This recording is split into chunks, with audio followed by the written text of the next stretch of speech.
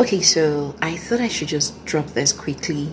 I've been hearing, not this is not the first time, so there's been news of violence, news of abuse filtering my ears lately.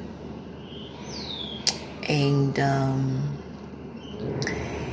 and I know that this has been going on for decades, so it's not about the country, it's not about the city.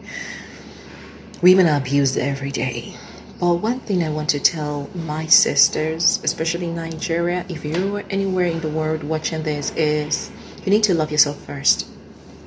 You see, when we talk about self-love, a lot of people think, oh, self-love is about taking nice pictures, doing nice videos, taking selfies and doing hashtag self-love. But self-love goes a long way, even to the choices you make, the decisions you take. And it's important that we realize that self-love should be deployed even in the choice of who to date or who to marry. Ladies, it's important that you bring that self-love into play when you are choosing who to date, when you are choosing who to marry. A lot of people are damaged. Men, women are damaged. A lot of people are hurting. A lot of people are dealing with stuff that some of them are not even aware of. But the truth is, their signs are always there. I say this because I've experienced abuse before in my relationship years and years ago when I was an undergraduate.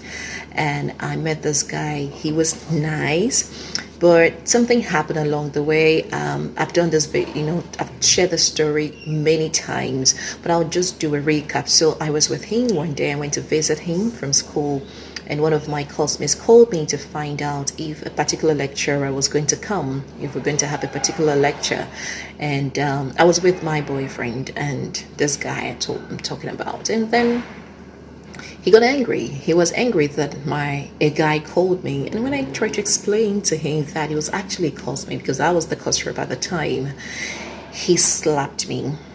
Now, he slapped me on this cheek, and as I was trying to recover from the first slap, another slap, hot, thunderous slap, landed on my other cheek. And, instantly I just went blind instantly. And, in the whole thing, I tried to process it like, am I the one that just got slapped by a guy?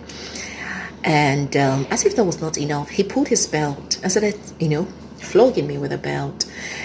So I said, okay, since it has gotten to this point, let me just go back to my hostel. So I went to get my shoes because I pulled my shoes. I was sitting in bed with him, and I got up to go get my shoes and leave, go back to my hostel. He went for my shoes and threw my shoes at me. I ducked. The shoe hit the wall, probably would have hit my eye. He went berserk, said all sorts of things, and then he stormed out of the house and locked me in the house. It happened on a Friday, and he didn't return until the following day, Saturday, about 12 p.m. or 11 a.m. I can't remember. But he locked me in his house so I couldn't go back to my hostel. And while I was there, those few hours I spent in his house, under lock and key or house arrest, I made up my mind that was the end of the relationship.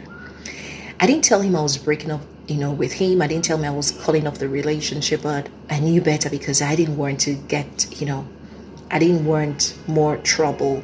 So I left the next day. He came back and he even blamed me for hurting him. He said I made him hit me. And this is what some abusers do. Even women and men, when they hurt you, they blame you for making them hurt you. They push the blame on you. So I accepted I was at fault. I apologized, but I just needed to get out of that house and get to my hostel. And the moment I left, I said I wasn't going to come back there again. He tried to get, he tried to get us back, and I played that trick until I left school, until I graduated. And the signs were there, even, before the whole incident occurred. The signs were there. And this is what I noticed.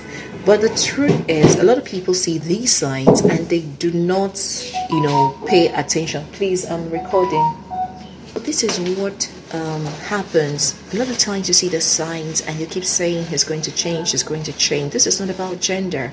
So it's important that you look out for these signs. Sometimes it could be the way they speak to you, it could be the way they treat people around you, it could be what they say to you, you know.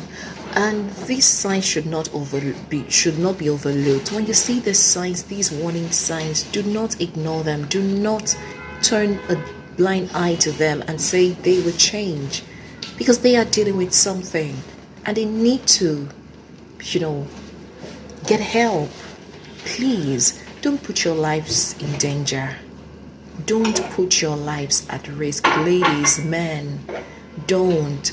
It's also important that when you meet all these people, when you are dating, find out their growing up, how their growing up was. Find out how they grew up. How they grew up is important. You know, people grow up in dysfunctional homes and it affects them. So it's important you find out all these details. All right. Okay. Take care. Bye.